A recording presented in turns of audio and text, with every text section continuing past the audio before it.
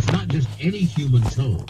You remember we did a story about a place called the Downtown Hotel in Dawson City, Yukon? Oh, right. That's way up north. Right. They have a famous drink called the Sour Toe Cocktail, which is served with a human toe in it. And I'm not making this up. Well, apparently somebody has stolen that gnarly digit, and they are upset at the Downtown Hotel. Says the hotel's manager, "We are furious." Terry Lee, who calls himself the toe captain, says these toes are hard to come by. Yeah, people just don't flip off their toes every single day. Where do you get them from? Yeah, right. Well, the traditional sour toe cocktail is a Klondike-inspired invention.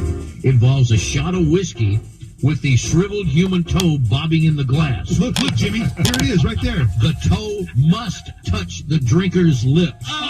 Oh. No. The hotel's posted fine for swallowing or stealing the toe is $2,500. It had been $500 until August 2013 when a person gulped back the entire cocktail and swallowed the toe. So let me get this right. You got the toe right here, look buried in this salt. Yeah. And each guy gets a drink, and they got to use that same toe. They got to use the same toe. Well, they had to use another one because one guy swallowed it and he slapped $500 on the table.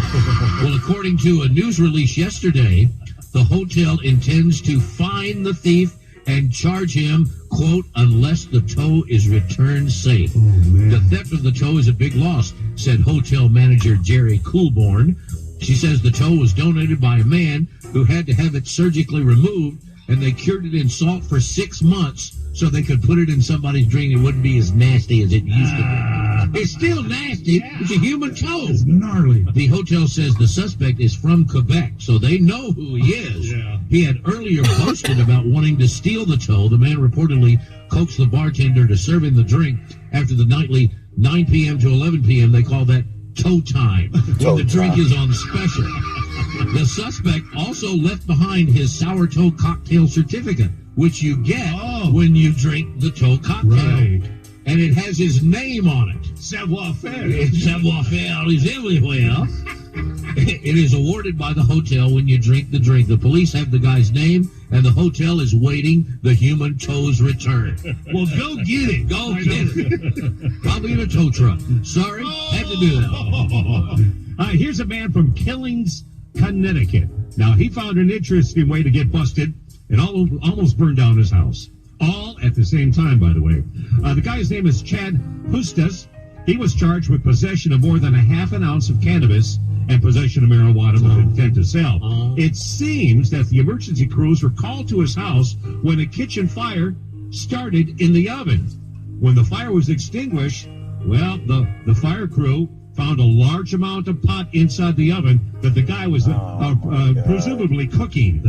There's no confirmation that the fire crews were laughing their asses off after that, but they did enjoy a large quantity of Taco Bells after that inhalation there, And here's a Massachusetts woman recently did her best to live up to her birth name and is now sitting in jail. This woman is 31 years old, and her name is Miracle Crimes. Wait. Miracle Crimes. She's in Springfield, and she's going to need a miracle to get out of trouble. According to police, she got into an argument with a manager of a convenience store and threw a tray of donuts at this guy. Now, officers arrived at the scene to arrest Crimes, but she resisted and threatened to kill them. Now, she was tasered and taken to the police station. At the station, Crimes told an officer she was going to hit him in the head, and then instead of hitting him in the head, kicked him in the groin. She's now facing 7 charges, including threats to kill an officer and assault and battery. Oh, and she also received an additional assault charge the next day when she showed up to court for an arraignment and then spit on the court officer. Oh, man. Oh, yeah. She looked like your mugshot should have turned away to the other side. No miracle for this lady. No. All right. Embarrassing situations. All right. I got 2 for you. A man in Modesto, California, who accidentally soiled his underwear. Yeah, had a little accident. He went into a Walgreens bathroom where he set his clothes on fire. Modesto police say they have arrested 45-year-old Andrew Cheadle after being accused of setting his underwear on fire, causing an evacuation after his accidental evacuation, if you know what I'm saying. Wow. Cheadle was not charged with arson because officers took pity on him, figuring he'd been embarrassed enough. But when cops ran a routine background check on him, he had 2 outstanding warrants. Wow. Had to bring him in. Last Saturday at around 9:15 in the morning, Cheadle was walking down the street and just couldn't find a bathroom and soiled himself. He walked into a nearby Walgreens and headed straight for the bathroom. You would too. Once inside, he attempted to remove his soiled underpants, but was unsuccessful, so he decided to burn them off. How can you not remove your underpants so you think, I've got a lighter here, I'll just burn them off. Burn them off. He used the lighter to set his underwear on fire and threw it into the toilet bowl. The fire was quickly extinguished, but the incident caused a lot of smoke. Employees decided to evacuate the store. Of course they did. While running out of the store, Cheadle admitted to employees he's the one that caused the fire. Now, you think that would be the most embarrassing you could ever get? Once again, why do we put things that don't belong in orifices that are for exit only? A man was left humiliated when he was forced to seek medical attention after a drinking glass shattered inside his rectum that he put up there. The man... Rectum nearly killed him. Yeah.